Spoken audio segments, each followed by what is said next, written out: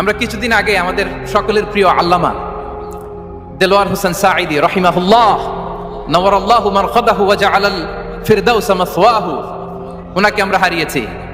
আমি যখন ওনার শোক বার্তা নিয়ে ফেসবুকে স্ট্যাটাস লিখি, কমেন্টে আমি এই আয়াতটা লিখেছিলাম।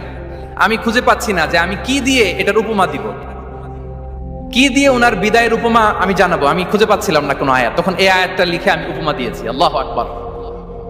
গোটা বিশ্বের মানুষ কেঁদেছে, গোটা বিশ্বের মানুষ গায়বানা জানাজা পড়েছে, গোটা বিশ্বের মানুষ ওনাকে অশ্রুসিক্ত বিদায় দিয়েছে।